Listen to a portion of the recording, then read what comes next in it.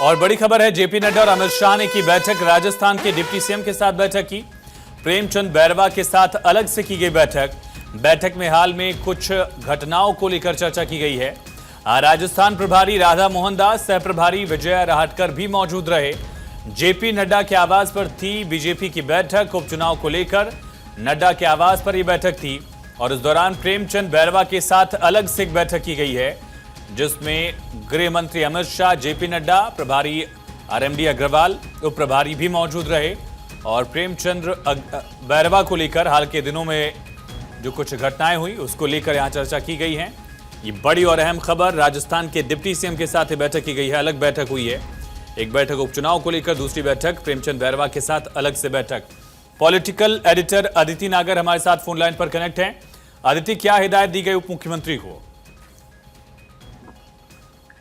देखिए आयुष, आज core group की बैठक थी जिसमें राजस्थान में होने वाले उपचुनाव को लेकर चर्चा हुई। ये बैठक 9 बजे शुरू हुई थी।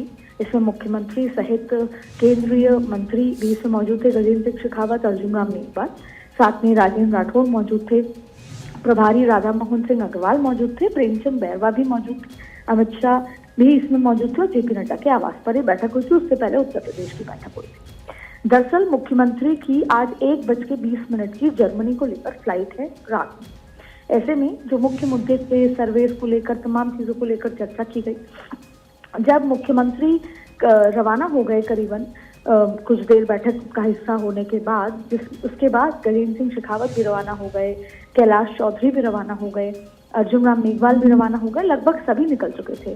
फिर एक दौर की कुछ देर की बैठक चली, जिसको शायद आधा घंटा का समय बताएंगे, जिसमें प्रेमचंद बैरवा जो डिप्टी सीएम है वो मौजूद थे, अमित शाह, जेपी नड्डा मौजूद थे और प्रभारी और सहप्रभारी मौजूद थे। जब ये बैठक हुई तो सर्वेस को लेकर, उपचुनाव को लेकर, और क्योंकि प्रेमचंद बैरवा जहाँ से आते हैं उस इलाके में इस बार चुनाव है, जो ईस्ट वाला इलाका है राजस्थान का, जाहिर तौर पे, और फिर जिस प्रेमचंद 2 डिप्टी सीएम है, एक दिया कुमारी, एक प्रेमचंद बैरवा। दिया कुमारी अभी लंदन में मौजूद है। तो ये जो पूरा जातीय समीकरण के जाल को किस तरीके से तोड़ना है, क्योंकि इन 5 जो उपचुनाव जिन सीटों पर हैं वहां पर जातीय समीकरण का कार्ड बेहद महत्वपूर्ण है। हाल ही में हरियाणा का जो तमाम तरीके की चीजों के बाद भारतीय जनता पार्टी ने संगठनात्मक शक्ति और कार्यकर्ताओं से वो चुनाव को जीता है, तो जाहिर तौर पर राजस्थान में भी वो एक बार इन 5 सीटों में से ज्यादा सीटें जीतकर अपना जीत का परचम लहराना चाहती हैं, क्योंकि वहां पे उस समय भारतीय जनता पार्टी की सरकार अभी है। ऐसे में प्रेमचंद बैरवा से चर्चा हुई। ये भी माना जा रहा है कि पीछे गत दिनों में कई चर्चाएं ऐसी आई हैं राजस्थान से संबंधित दिल्ली में, जिसको लेकर भी डिप्टी सीएम से चर्चा की गई है। आपको मैं ये भी बता दूं कि 11:08 पर अमित शाह जेपी नड्डा के आवास से रवाना हुए, तो 11:16 पे प्रेमचंद बैरवा भी रवाना हो गए थे। तो ऐसे में ये बैठक कुछ देर चली। अब तरह तरह की चर्चाएं हैं कि जब प्रेमचंद बैरवा के साथ केंद्रीय नेतृत्व की मुलाकात हुई तो क्या कुछ उस बैठक में चर्चा की गई है।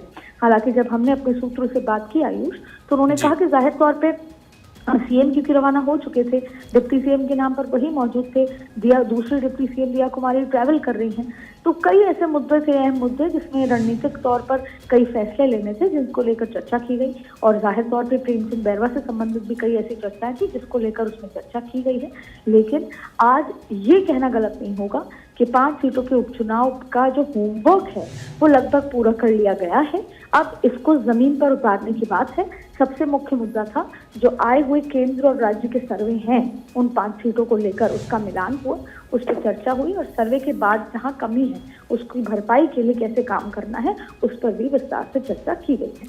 तमाम जानकारी के लिए अदिति आपका बहुत शुक्रिया।